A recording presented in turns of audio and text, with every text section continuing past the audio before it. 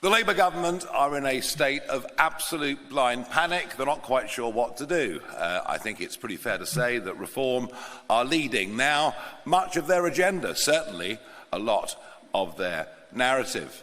There was no doubt that in the Runcorn by-election and in many of the English counties, one of the reasons that Labour did so badly was people felt aggrieved, especially those who'd worked through their lives and saved and had a small occupational pension.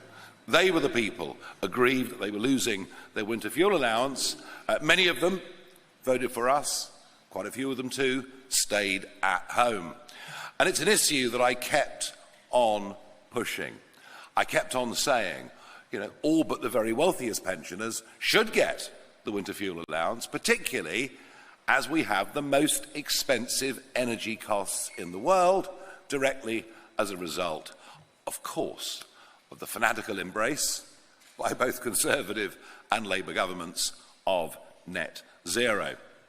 Now, knowing that this press conference was due to take place at midday, at 10 o'clock this morning, the government said there'd be a statement from them at, well, you've guessed it, midday. Well done.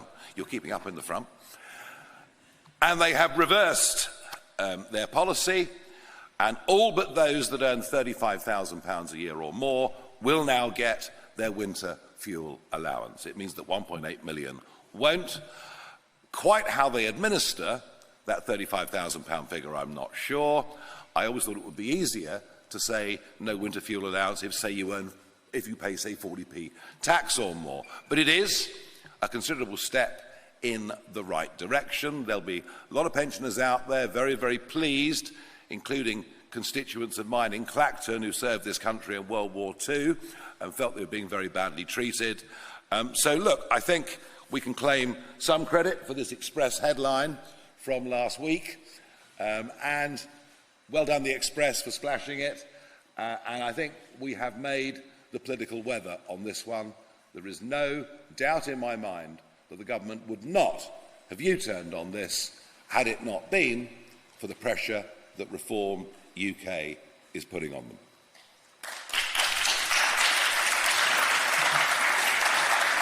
Now, Reform as a party is very much on track. Yes, we did hit a speed bump last week. It could be we were driving more than the recommended 20 miles an hour, which is what we're supposed to do here in Wales. But Zia Youssef and I have worked together almost inseparably over the course of the last 11 months, and we have both taken on our shoulders the most enormous burden. Zia, administratively, far more than me. And I was already beginning the process of trying to broaden the management team. Zia lost his rag. He put out an intemperate comment or two. I wonder who in this room hasn't at some point done that, whether it's on social media or with family or friends. But it was pretty clear by the next morning that he bitterly regretted what he'd done. And as part of broadening that management team, he is very much back and enthused, and he will take on the Doge job. And I can't even begin to tell you some of the things we've found in Kent County Council already in terms of the complacency of those that have been running these counties under the same political party and in terms of where money is spent. What I've seen already is astonishing. It'll be a massive job for Zia going forwards. He will also continue to help work on policy. I was in Las Vegas 2 weeks ago launching our crypto and digital assets bill, and in areas like this, he has very, very unique experience. I will be announcing a new chairman of the party tomorrow.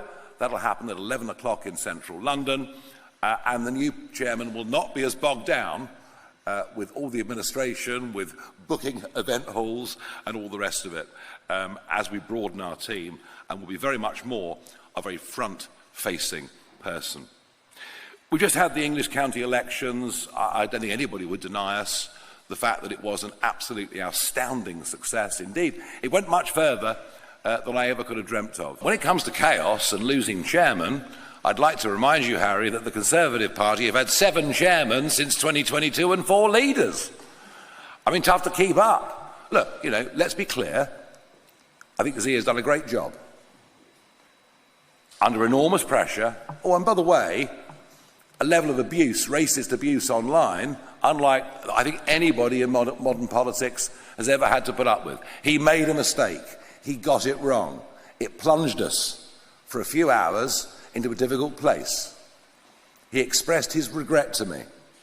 I forgave him. I did say don't do it again, but I forgave him. All right? And actually, he comes back after a 48-hour exeat. He comes back into a very, very big job. It's a very important brief. It links directly into what we have to do here, and the first question that was asked by Patrick Maguire today, and the testimony given to us by our two defecting councillors this morning, and we're broadening the management team, and no, we'll look better and stronger because of it. Would I rather those couple of days hadn't happened? Yes, but look how quickly and effectively we have dealt with it.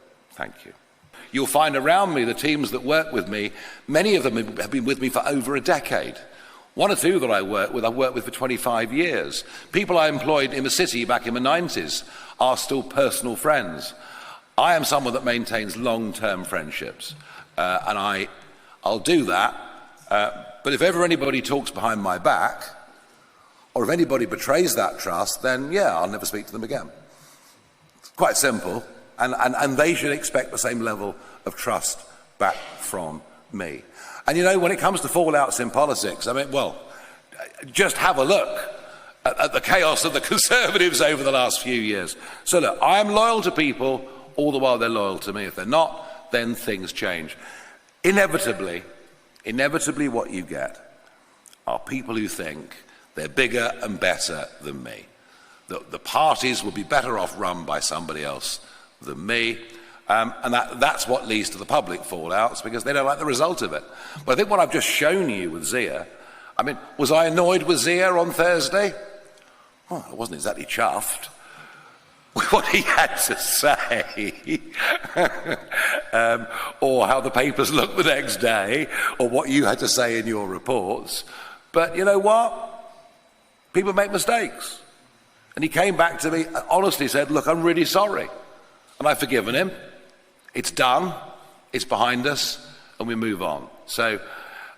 But I understand the basis of the question. What I have to do as we head towards the next general election is show that I'm able to put together a broad-based team, and that it is about much more than me. I understand the essence of your question. I believe we're building that already, and I intend to go on doing so.